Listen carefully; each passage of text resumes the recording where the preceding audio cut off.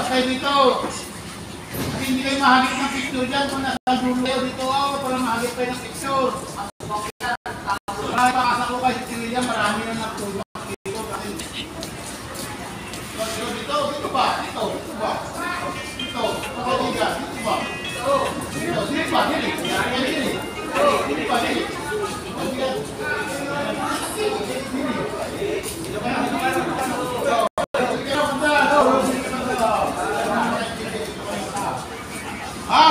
Isa na tayo.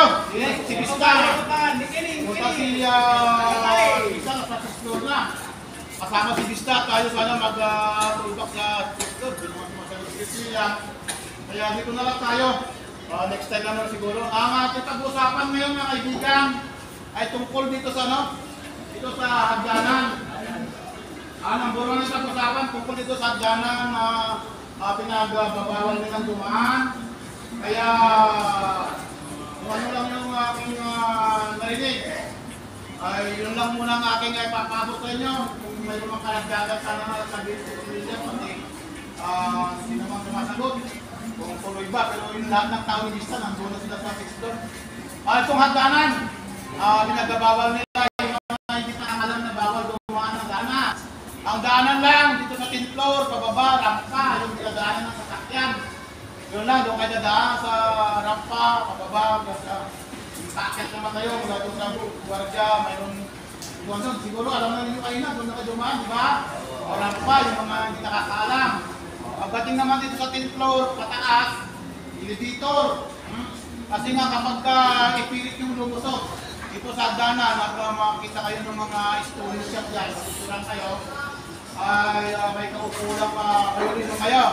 Kaya iwasan na lang yun, di baling nga matagal kayo mag-fitness elevator, ay isa yung mga bigyan naman kayo ng violation sa kapit, sa hagdanan.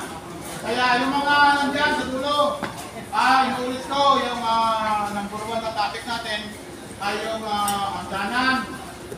Pansin naman nyo na doon pa lang sa baba, pag-akesyo pa lang ay pinagbabawal din ang dumaan sa hagdanan.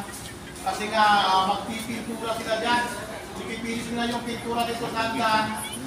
Kaya kung sila ang tao, pagka naglagay na sila ng scaffolding dyan, hirap naman na lusot sa ilalim.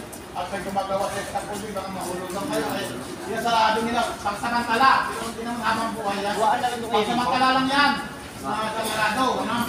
Kaya sumunod na lang tayo. Huwag kayong magtaar, huwag kayong magalit. Kung nagbabawal man yan dumaan dyan. Kasi Gigaward yung nagbigay ng mga utos na bawal lumusot, bawal dumaan dyan. Pagsamantala lang naman yan. Pero kapag sa may emergency, gagamitin natin yung mga hagdanan sa may emergency. Pero sa ngayon, dahil na magpipintura sila, doon din na lang natin may bigan, elevator. Yung mga walang contact sa elevator, kasi nga, minsan, mabakit kayo, CCR, mga materials, yung mga may contact sa elevator, dito, gagawa si Sir Francis ng bright light na elevator contact. Sabi naman ng hapon, gagawa ng group, kaya pagkahapon, sila ang alit ng mga group, o rin natin ang salute. Para tapos, kasunod, pangalawa, ay tuloy-tuloy na ulitin yung kasalaga, yung mga upaga, mayroon pa rin nakikita at nagalayan ng bag sa mga loob ng kabinet. Pag-practice na kayo na huwag nyo nang ilagay yung gamit ko sa mga loob ng kabinet. Kasi nga marami pa rin, nakipinturan, pinapasa sa amin. Kaya masakit man sa kalulong ko na mapinturan kayo pero nakikita nila eh. Kaya iwasan na lang na maglagay ng gamit sa loob ng kabinet. Iniingatan nila yan. Yung mga kabinet nila, ang kontrata nila, yung trabaho nila, iniingatan nila. Patulad sa mga outtentap na may granite. Iniiwasan nila makasigas. Kasi kapag nanakasasyon, yun din magtrabaho na naman. Masigaan nila, mabakyong nila, kung anong gano'n nila. Kaya iwasan natin magpatong ng gamit sa mga granite. Gano'n din ng mga yung mga iskupa, yung ginagawa ng ibang kontraktor, katulad ng mga switch, may mga wire pa na nakalawit, mga gano'n, huwag kayo mag-ibigil yun. itatali yung mga galit nyo doon, yung mga bag nyo doon. Kasi pinagbabawal nila na sabitan. Mga kaibigan, araw-araw natin maalala yun.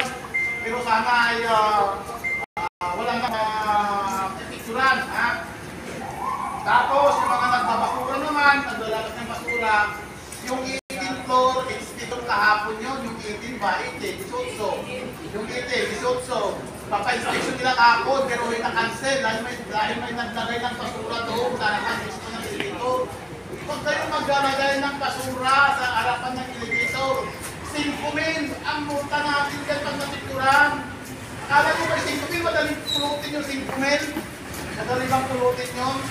Huwag kayong magtatambak muna ng basura, ha? Mga kaibigan, mga galabas. Huwag maglalabas ng basura sa harapan ng elevator.